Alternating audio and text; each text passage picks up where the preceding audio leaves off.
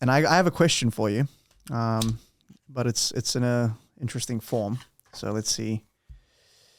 Let's see how we do this. Ooh, Amy, could you mind throwing me a Sharpie, please? Thank you. Good catch right there. All right. So please touch the back of a card for me. Any card. Yeah, just so we get it in frame. Actually, we'll do this so just so they can see. Yeah. Oh yeah. And actually, you take it. You can show everyone. Okay. But you just actually, don't sign your name. Normally, I'd say sign your name. In this case, turn it over on the front. Mm-hmm. And because we're talking about planetarium, stardom, let me take it a bit further. So, Nice. I want you to just draw a symbol that to you, on some level, represents like a intelligent society or a civilization, whatever that means to you. Just a very simple symbol. It could be the pyramids. It could be whatever. True. Right. Whatever you want. You've put pyramids as a thought in my head, and I'm trying to go beyond, and it's really hard. It's just so that you know that there's one card with that symbol on it. It's yeah. Although it gives me an idea for a trick. I like this a lot. Because usually I'll get people to sign it, but this is a lot more interesting to me. All right, so let me. There's like an idea in you'll probably be familiar with this, but it's called the Fermi paradox, right? Because basically civilization exists because we know we're here, as far as we can tell. Yeah. But the question is, how did we get here, right? If civilizations are a thing that happen all the time, right? Yeah. Then no matter what happens, like let's say I put it inside like this, they should pop up everywhere. It should be all over the place, right? There should be one. Well, think about it. There's anywhere between 100 to 400 billion stars just in the Milky Way galaxy. Yes. That's our galaxy. Yes.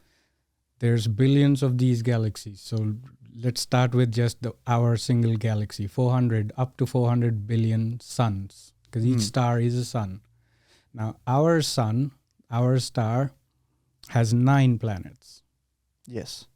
Which means even if you take an average to say every star has at least 2 planets, that's up to 800 billion planets. That number is so stupid. These are ridiculous numbers. It doesn't make any sense. We can't, our ape brains can't comprehend these numbers. Yeah, we know that what looks like on paper, but you can't. Yeah. So in theory, right, if they popped up everywhere, right, like you could just absolutely find them, not everywhere, but almost everywhere. If you just looked good deep enough, you would find a civilization. Yes. Now, nice. Nah, thanks. Now, right, every time you look, there'll be a civilization. In fact, they're so abundant in this concept that everywhere you look would be. In fact, you can say stop as I go through.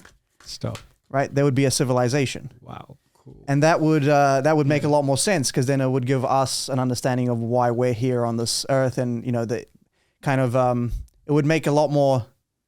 If they were so common, then our existence would make sense, because it's like, oh, they're common, right?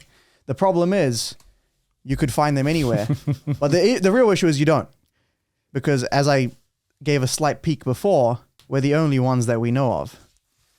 Wow. So my question to you is, where is the other civilizations, Daley? Where are they? Where are they? Well, you did bring up the Fermi paradox. Yes.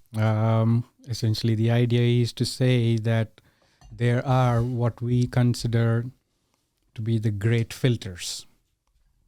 Okay. Not filters for photos, but these are filters to filter between and filter down whatever comes out.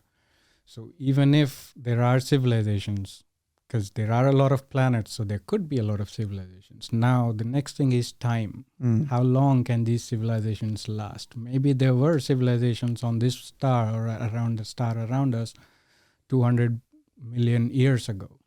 That was 200 million years wasn't too long ago, considering the Earth itself is about 4.5 billion years now that the Earth has been. Now we're talking billions, and that's just 200 million years ago. We would have no idea they are there because they would have probably been all dead. So there's a filter with respect to time, but also there's the great filter about their own mutual destruction. Like any technology that is smart enough to develop, say, understand the atom, is bound to kill themselves eventually with the atom. So